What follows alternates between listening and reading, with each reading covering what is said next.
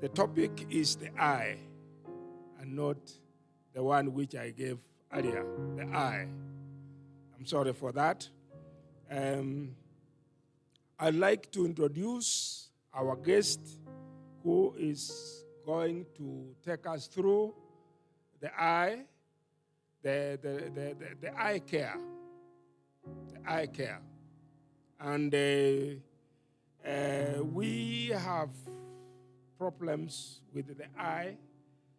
Many times you find you are reading well, but all of a sudden you cannot see the letters and things change. So our guest is going to give us information on how we care for the eye and how we can be able to ensure that we can be able to use the eye properly as God intended it. The guest whom we have is Professor Dunela Elaco. Professor Dunela Elaco is the one who is going to talk to us on this topic of eye care. Professor Elaco has been practicing for the last 30 years, and is a board-certified ophthalmologist and surgeon, and a fellow of the College of Ophthalmology of Eastern, Central, and Southern Africa. She offers a wide breadth of clinical expertise as a comprehensive ophthalmologist with specific focus on cornea disease and laser refractive surgery. She is a founder, incumbent, CEO at Eagle Eye Laser Center. Professor Elaco has overseen many changes in the practice since its inception in the year 2000. From a sole practice entity to a recognized eye care provider naturally and beyond. She is also a senior consulting ophthalmologist at the center. Her professional attributes describes her as a highly respected ophthalmologist and a caregiver who is also a passionate educator. She has trained hundreds of medical students and ophthalmology residents at the University of Nairobi over the past 2 decades, and in her teaching role has provided technical assistance in developing natural policy documents, training manuals in ophthalmology, as well as curriculum development of ophthalmology academic program. She continues to serve at the University of Nairobi in the capacity of associate professor in the Department of Ophthalmology. Professor Elaco has extensive research. She has an extensive research experience, authoring over 30 peer-reviewed ophthalmology publications, as well as paper presentations. Most notable is her research work in glaucoma studies that are cited in the report of the 21st meeting of the World Health Alliance for Global Glaucoma.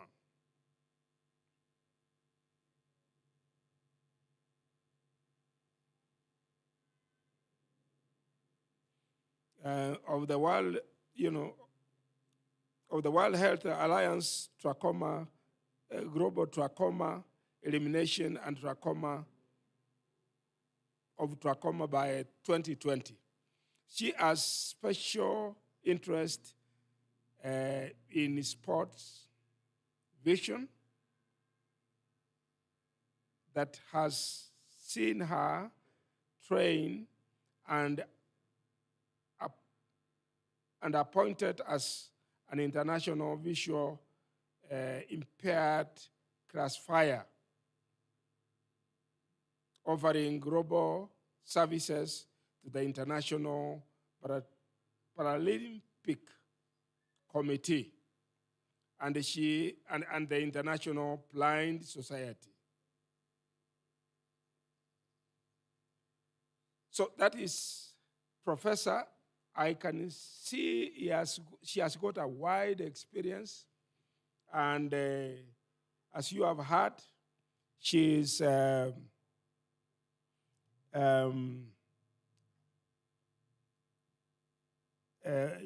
she's a fellow of the College of the Ophthalmologists of East Central and South African. And she has been practicing or working with the University of Nairobi for quite a long while. She retired from the University of Nairobi, and now she's working as an associate professor with that university still. She has a wide experience in eye care, and that is really her life as over the many years that she has worked. And we thank God that she is coming to us to give us that knowledge and also guide us on how we should be able to care for our eyes. So welcome, Professor, for to talk to this congregation. And I don't know whether we could have a song before she comes over. No, go ahead.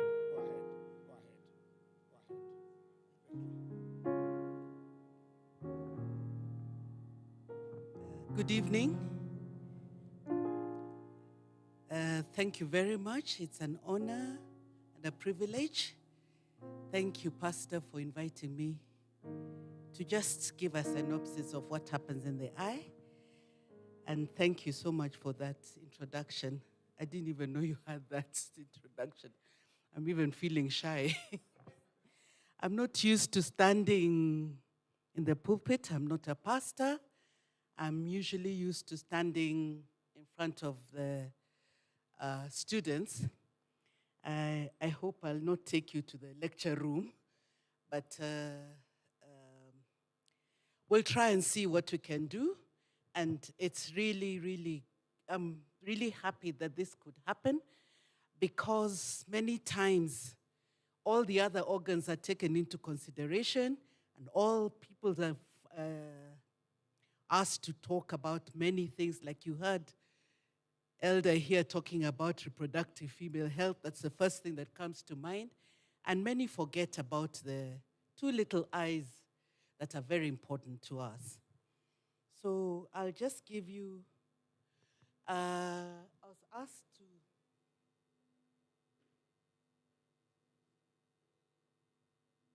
okay, sorry, thank you. We really discussed and wondered what topic, because the eye, small as they are, there's so much that goes on, so much. until you have to do 4 years after your medicine to qualify as an ophthalmologist. And after that, you decide to go for maybe one extra year just to do the cornea, another extra year just to do the lashes. There's so many things that go on. So as we talked with Pastor, we said, what do? We just take it through very briefly and just give a synopsis of what goes on. And then maybe another time, hopefully I shall be invited to continue in detail in specific topics. So today, the main thing is to discuss about the importance of eye health. And why do we need our eyes? There's several things where we need our eyes. We know that. One is to learn, one is to work, to move around, to connect, to live, basically. So sight supports a lot of independence. If you have your sight, you're able to move around independently. Okay? And just very briefly to tell you, I don't know whether I have a pointer, I don't have a pointer, but still, how the eye works. First of all, the light gets into what we call the clear part of the eye, which we're pointing at. So when it enters, it's focused by the lens, a clear lens inside the eye, and then that goes to the back of the eye, what we call the retina. I hope some of you understand a bit of biology. And then from there, it goes on to the nerve. And then from the nerve, it goes on to the brain. And the brain, anyway, it's all right. So if there's any problems, of course, it goes on to the brain. So you know the eye is part of the brain. So anything that happens anywhere along this pathway will cause issues. So anything that happens, if something stops the light from getting in, you cannot see very well. The light may get in, but your lens is opaque. I'll explain to you. There's a problem. The light, these rays that go into your retina, if the retina has a problem, you cannot see clearly. Then some of the things that affect the brain will also affect the eye. So just to give you a general picture, worldwide, the 2.2 billion people are visually impaired. And of these 2.2, close to 50%, 1 billion are preventable. And out of these ones, the most common cause of blindness is what we call cataract. I'll explain to you what that is. And 1 in 2 people who need cataract are not able to access it.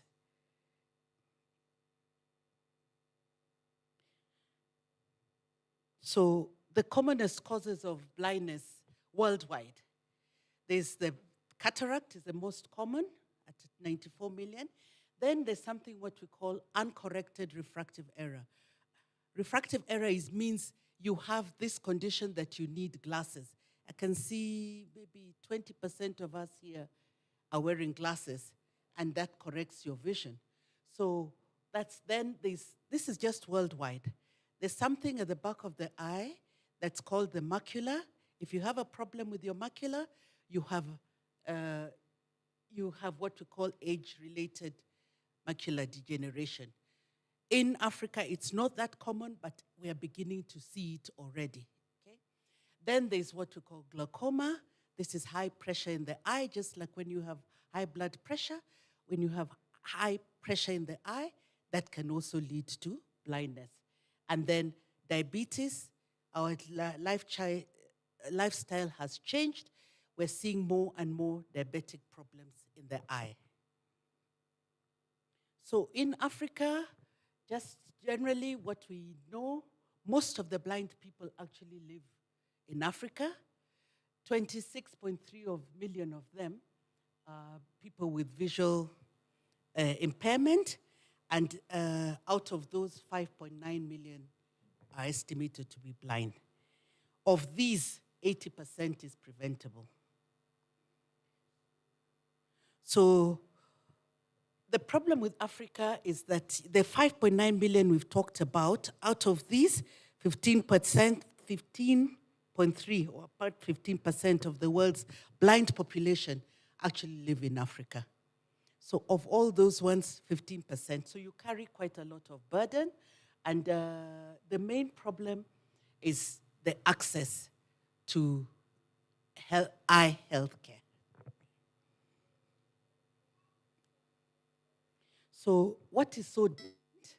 Again, the causes are basically more or less the same worldwide, but cataract is still the leading cause of blindness, and corrected refractive error is also among them.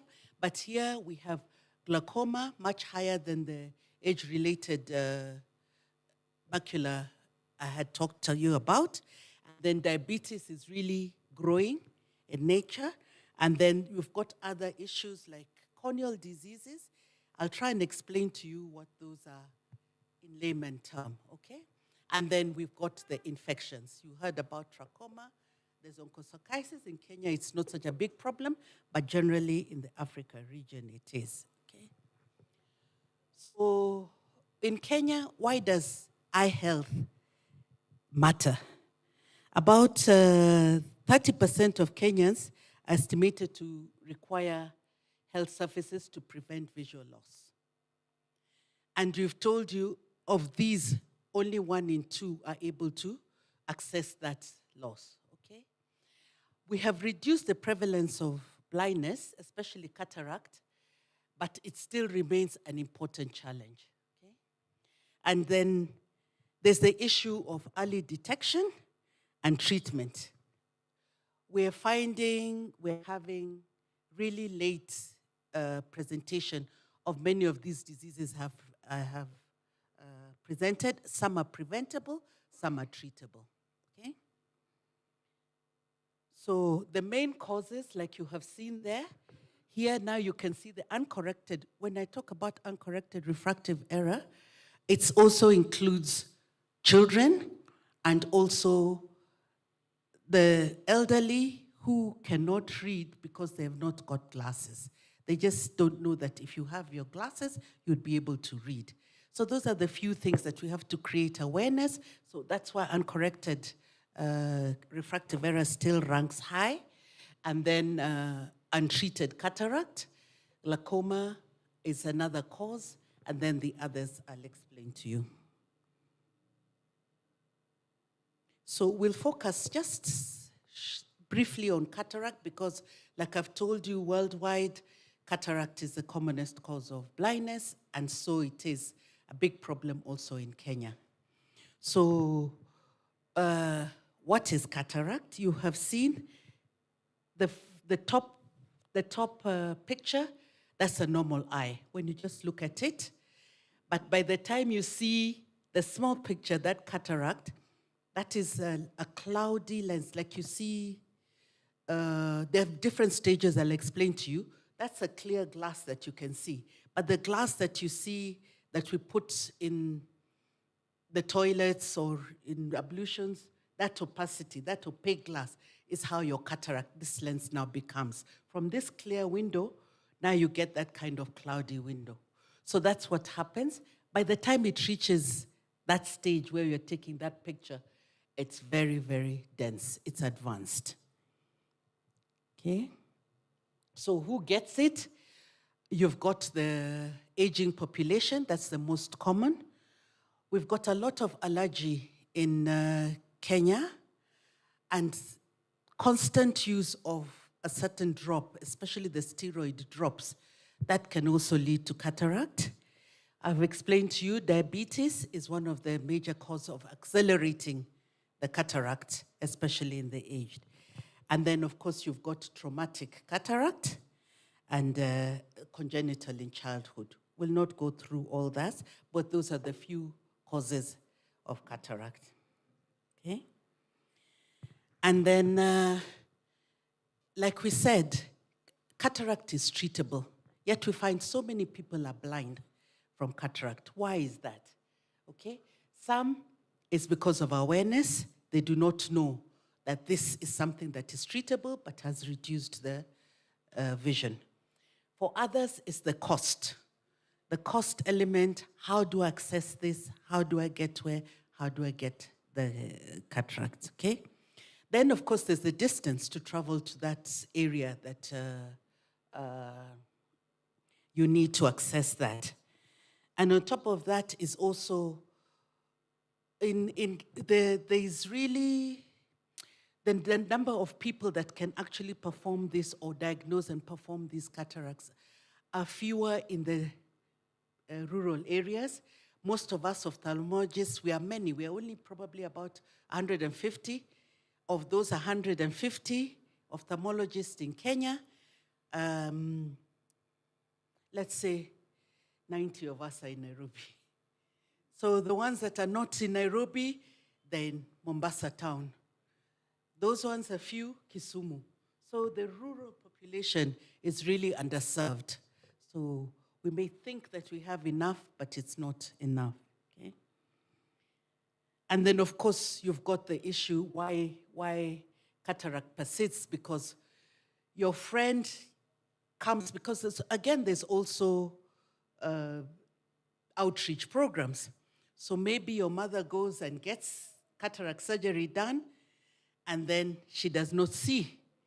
But it's not because the cataract surgery was bad, but because probably she had other confounding diseases. So she will tell me, don't go there. Those ones will spoil your eyes. Please don't go to those places. So those are the things that also prevent people from seeking eye health care. Okay?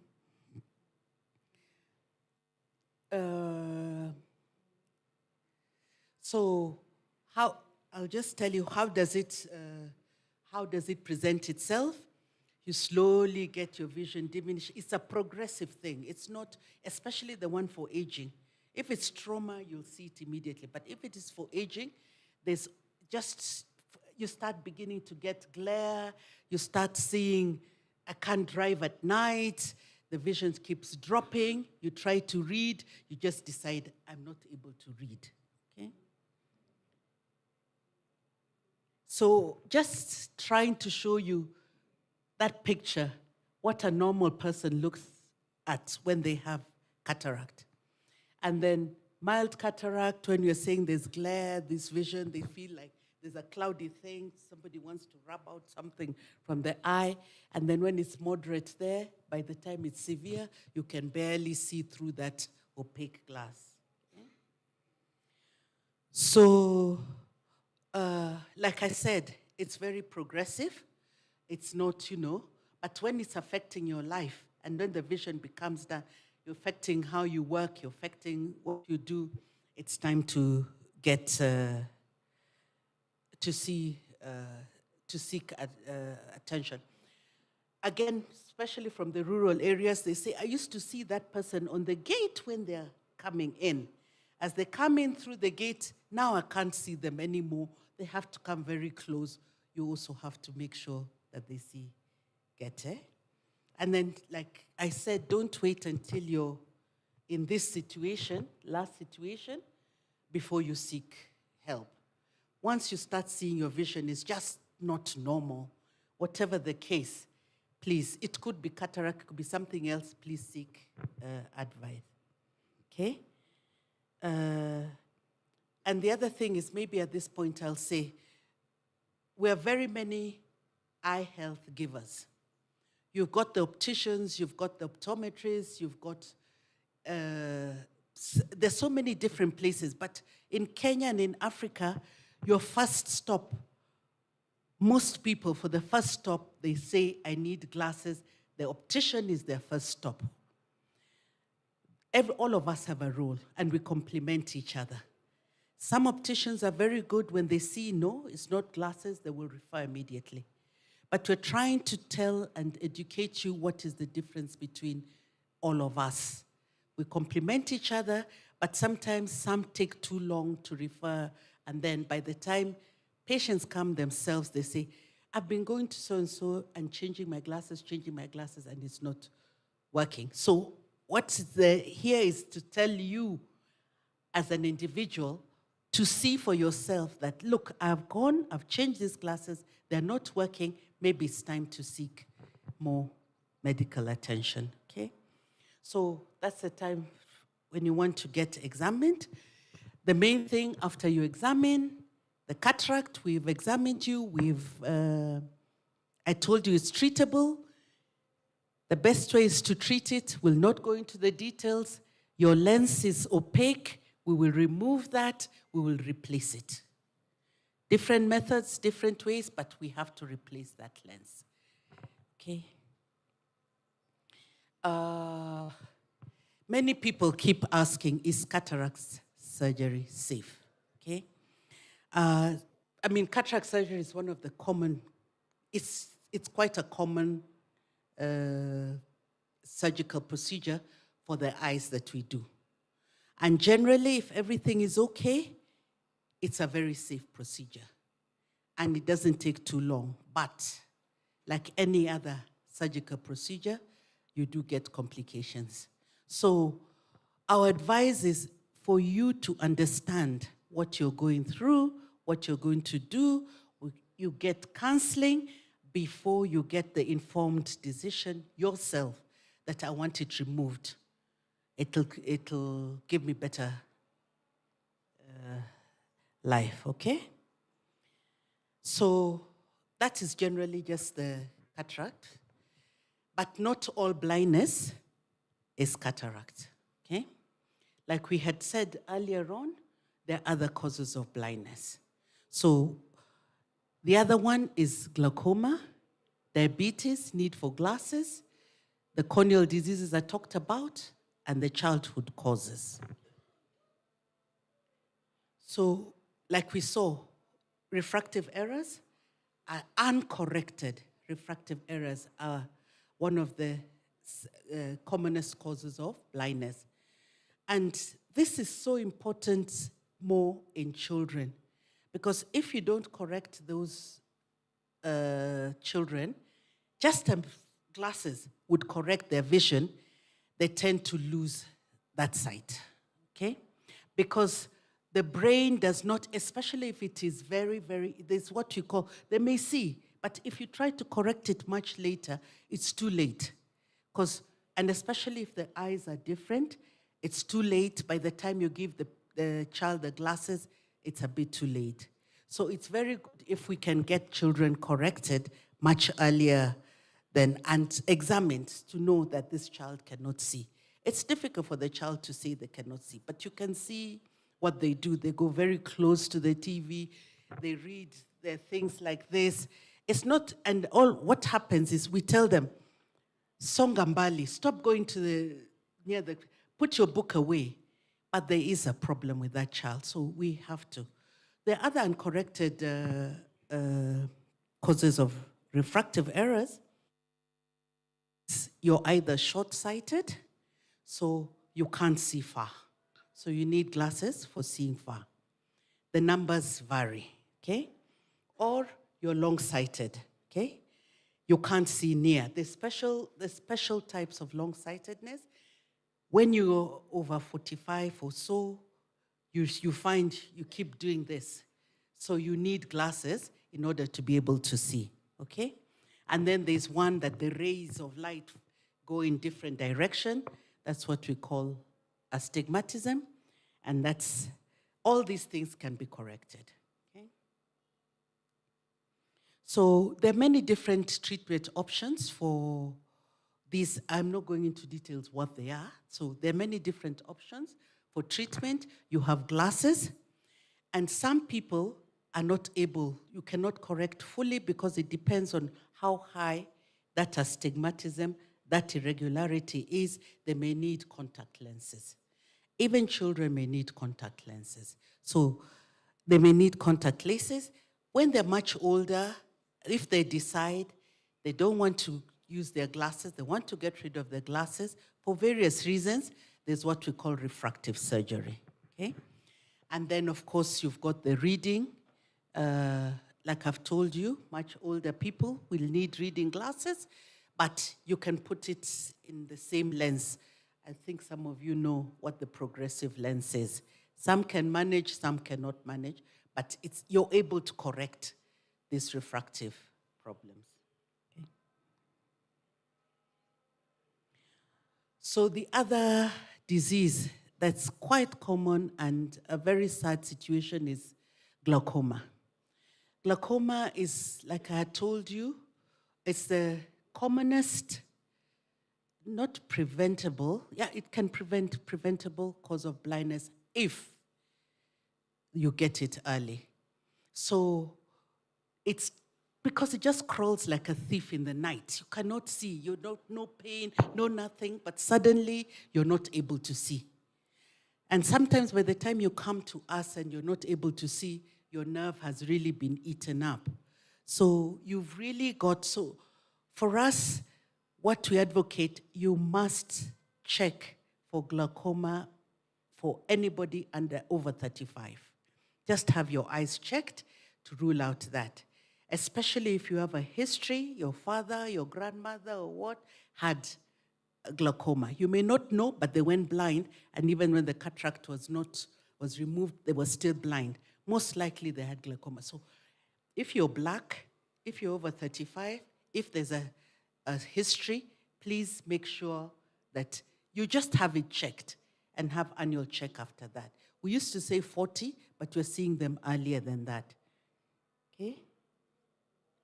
So in glaucoma, it's not like in cataract where you see everything is blood.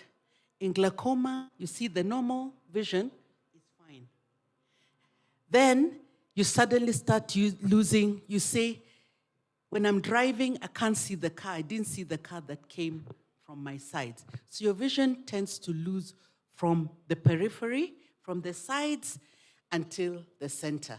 Then you end up having with just a small center that you can try and see. Said, when I move my head like this, when I look like this, is when I can see. So if you notice that I'm not seeing from somewhere here, please just rule out that. Okay? So, yes, glaucoma can be treated. I've told you, you have to do a comprehensive examination, and the treatments usually include, just like high blood pressure, it's drops for life. It's drops for life. Alternatively, if we can, we'll do surgical intervention. Pressure may lower.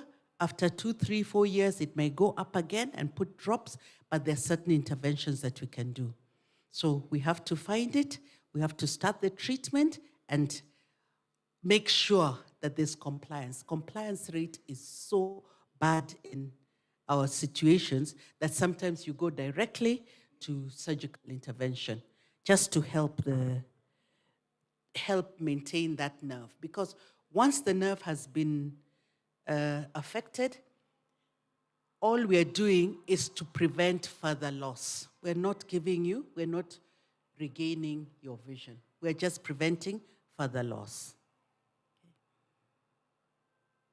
So the other issue is diabetes and the eye. Diabetes has become very, very common nowadays, like I said, because of the lifestyle changes, the food we're eating. That is also something that has, not only in the cities, we are finding it also among certain areas in our country. So what happens with diabetes? Because of the sugar levels, your lens can also become affected. And the other more important thing is the back of the eye. On the retina, what happens is there's small vessels, like in any other part, but they bleed.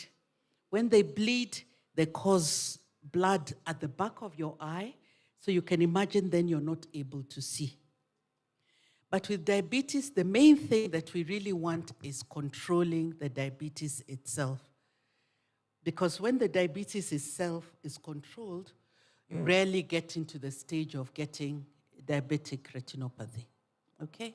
So it's important to control the diabetes, but also once you've been diagnosed with diabetes, please have your eyes checked. At least then we can get the baseline that this is a problem, this is not a problem. After that, we we follow you every time. But if there's a problem, we're able to manage, especially if it's early, again, different treatments, okay? So that's what we're saying. There's sometimes no symptoms. That's why if you're diabetic, please just, and most diabetologists actually send you for eye check to rule out that, okay? And then if you have blurred vision, if you have anything, sometimes when there's blood all over, you're not able to see. So the main thing for diabetes is to get it early, okay? So are there any questions so far before I continue? Can take a short break, then we'll finish off with the other. We'll take a short break, then we'll finish off with the other causes of. Thank you so much, Dr. Ari, for the presentation. I just have one question regarding particularly the cataracts and other eye, cataracts and other eye diseases, yeah? Are there certain occupations which bear high risk?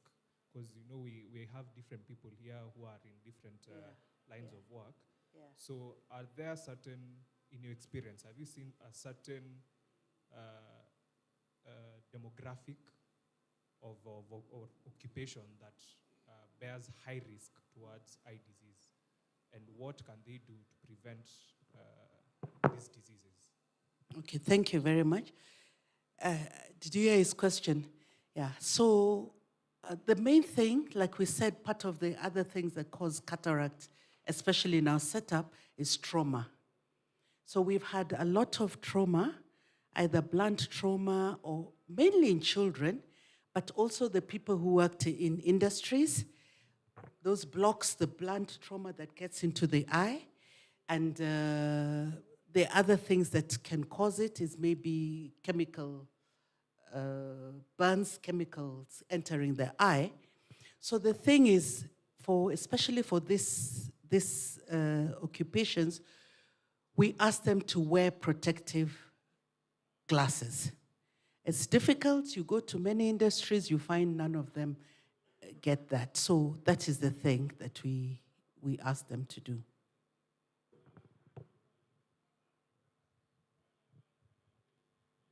Dr. my question would be, are there areas that are prone to eye diseases? For example, maybe Western and Nyanza? Because you find that there are some diseases that basically you find that most people in that population have that disease. And then my second question would be, you've said that it is gradual. Are there instances that people lose their sight instantly? I have two scenarios that I've seen people lose their sight. Someone says they were going maybe to a stage, and then all of a sudden they cannot see, they just see a cloud and they've lost their sight. Okay, maybe I'll finish off the talk, then I'll answer that question. It might come in the other diseases that can occur. Okay, so I had said there's corneal diseases. They're not. Yeah, so we have the corneal diseases.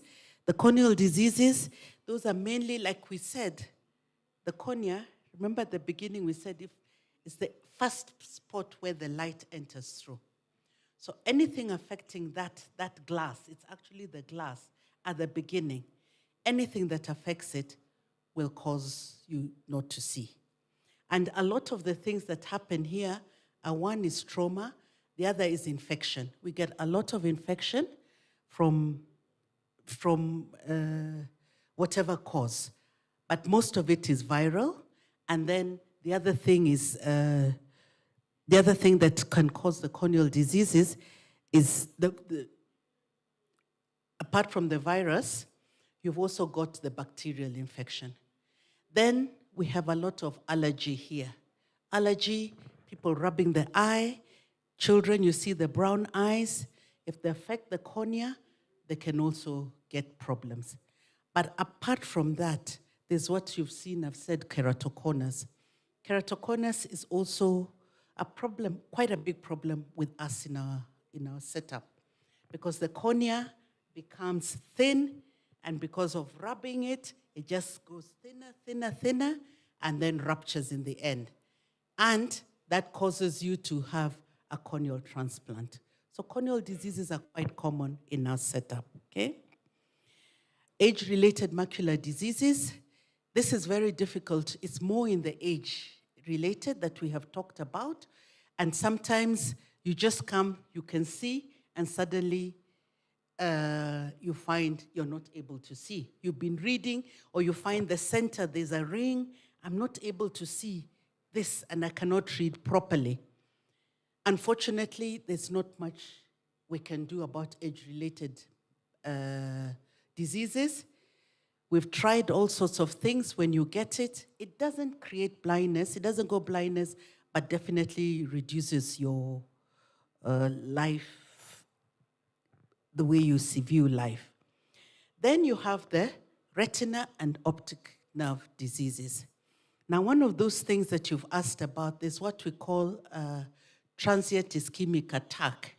So if you have also something in your body, if you have a small clot that goes and blocks one of the vessels of the eye, then you can get some blindness, just like that. You say, I was seeing, and suddenly I cannot see anymore. So one of the things is you'll have to go with, we now work with the physicians to really check what the problem is. Where is this thing? How has it come to the eye and caused that?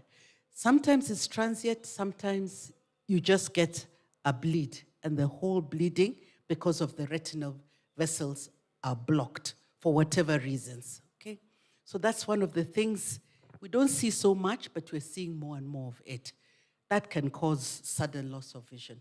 You have to go and see, even if the eyes do not see your health, the rest of it is more important. So we do that, okay? Eye injury, that's what we've talked about.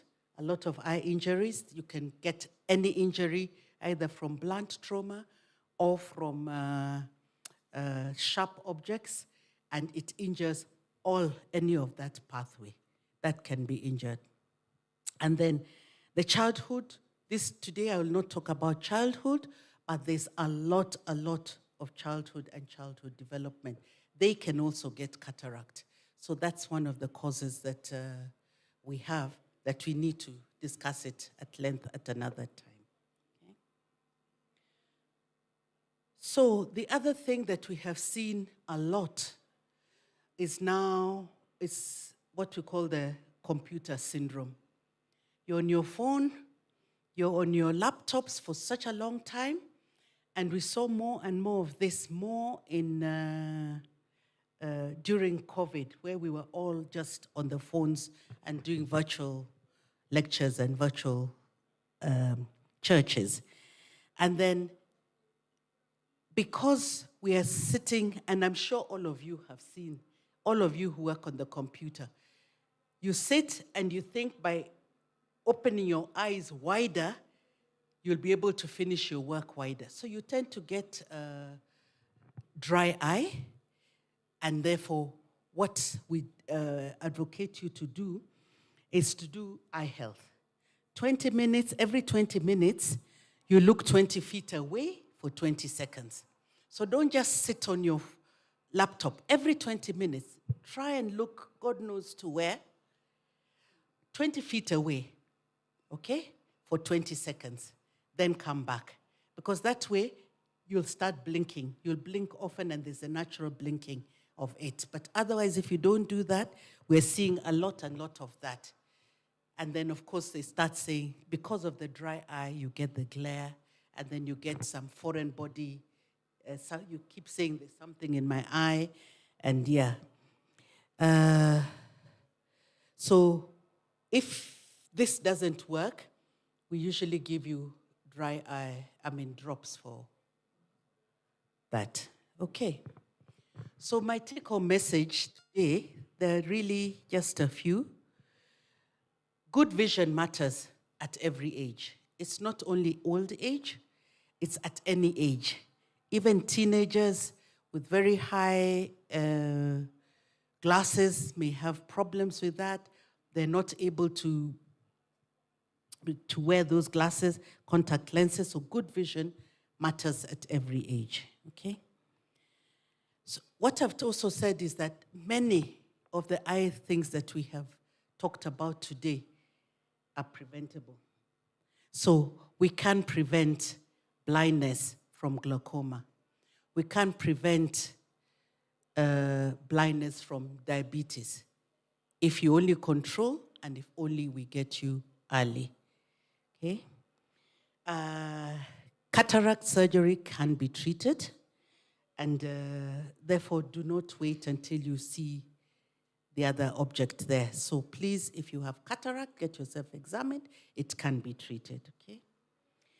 Some of the eye diseases we have talked about, like glaucoma, they're silent, and they just come in like a thief in the night. So you know, you don't know that this disease is coming.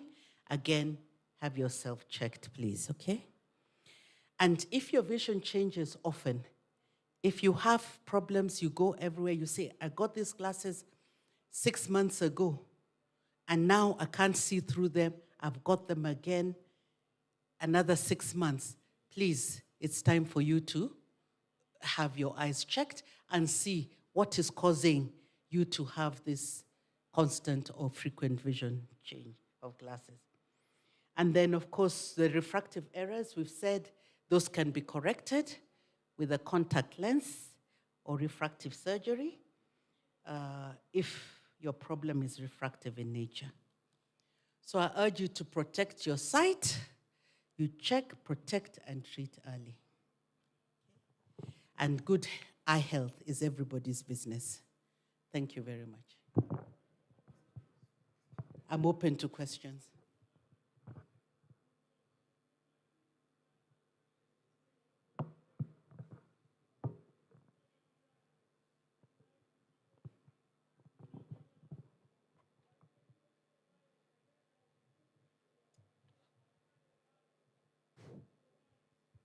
Thank you, Daktari. I think it's a lot of information you have imparted to us. I'm following up with a question that the first question put forward to you. If I went or you went to Campm down here, you will find roadside welders making doors. They have indeed protected their eyes, but there is a lot of sharp light that perhaps arises from what they are doing. I wonder whether that has effect or how they can manage that. Because if I stand there even for a distance, I find I cannot tolerate it. But they are there. Yes, their eyes are protected with some glasses or goggles, but they are there the whole day, you know. I think it's true, but that's just not for us, the eye people.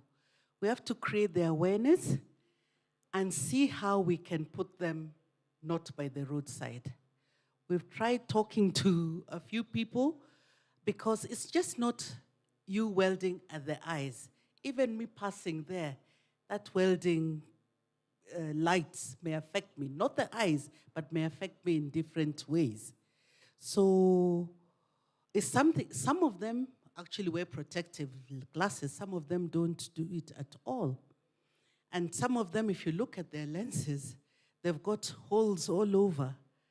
But it's something that we actually, somebody did a study in University of Nairobi for that and gave the results and told them that this is a situation that could cause mayhem sooner or later.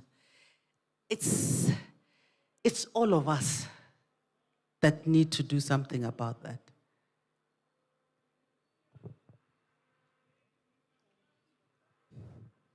Thank you so much for the presentation. I know for me, I am starting to there are a few things that we will need to talk about later. I may need to see you after this. But there's this, is it a myth or a belief that if we eat a lot of carrots, they will help? Is that, first of all, let's start there. That's a simple question. And then my second question would be, for those of us who wear glasses, I think sometimes we take it for granted that as long as I keep going and changing my glasses every couple of years, that some of these diseases will not get us, that we're somewhat okay as long as we can. But what happens when you are getting the eyeglasses, or what would you advise for us so that in as much as we're getting the glasses, we don't find ourselves, because you've said some of them come like a small thief, so that we don't find ourselves sliding into a place where we are comfortable, but really we are getting sicker on the inside. What would that look like? And the third question is that, because I know of a situation where we've had corrective surgery, and but somehow we are, maybe it didn't take or it didn't work.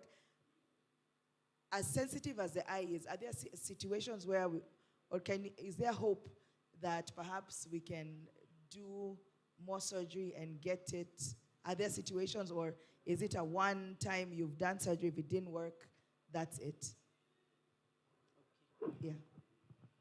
Okay. It's not really a myth in terms of carrots. It depends on when you eat them and how much. You would have to eat a whole guinea of carrots in order for it to change the eyes. But I mean, just like good health nutrition, it's just that everybody says carrots are good for you, especially for the children. You say carrots are good for you. Just like any other nutritional things, they are good. But they're carrots per se does not treat eye condition. In terms